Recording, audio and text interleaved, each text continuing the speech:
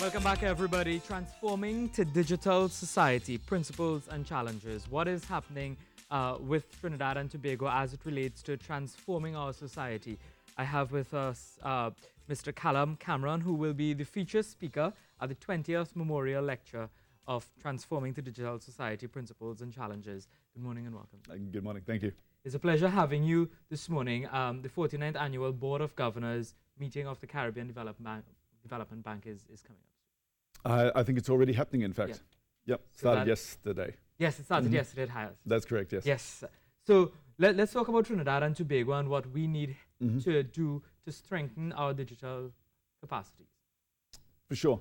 I think some of the basics are already in place. You think about it. You've already got some of the fundamental points around or what we would project from the Estonian experience. And I'm here talking about the Estonian experience and what everybody can learn from that.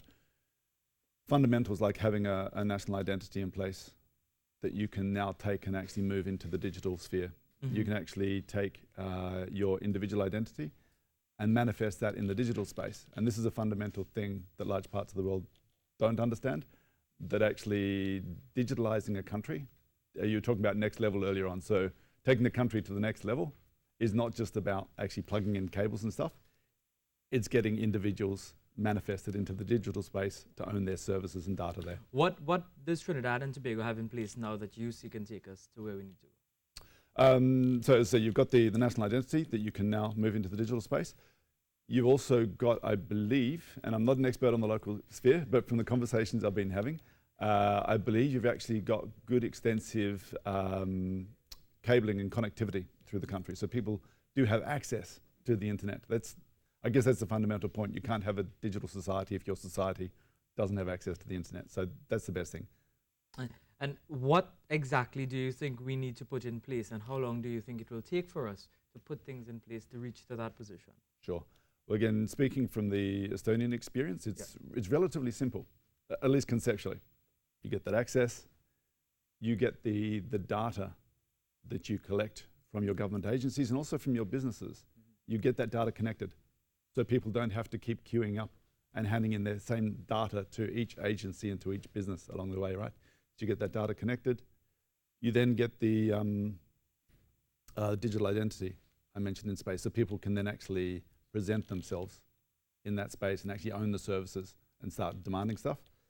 And then you've got to build their trust in there. So relatively simple. The components of that are actually relatively simple, but those are the key concepts. So for local entrepreneurs and businesses, what can they do to maximize these opportunities? Yeah. So then there's two ways to look at that actually. What can they do in Trinidad and Tobago to turn Trinidad and Tobago into a digital society that then can compete with the rest of the world? Because the great thing about digital society, it makes your country borderless. Estonians will talk about their borderless society because they now serve millions of people across the world using their state platforms inside Estonia. Estonia is the same size as Trinidad and Tobago, by the way, 1.3 million people. Yeah.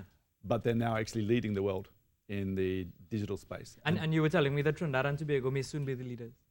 I don't see why not.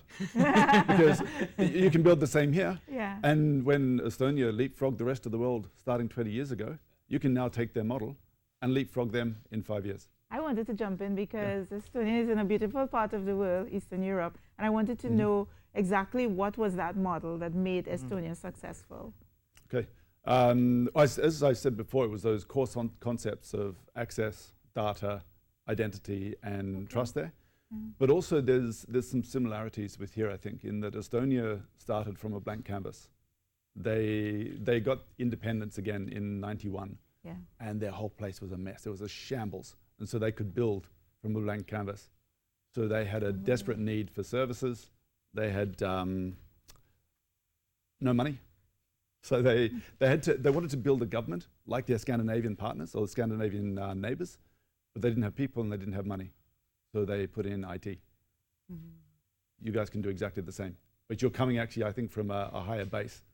So because we have some infrastructure already in place. Exactly, yeah. But the other aspect I wanted to say before about what can be done by local entrepreneurs is local entrepreneurs can already open up a business in the EU running on Estonia's platform without ever going into the EU. Exactly. So you can already launch a global business Yeah. from Estonia, from a So it's trusted taking sort of digital globalization market. to a different level. Yeah.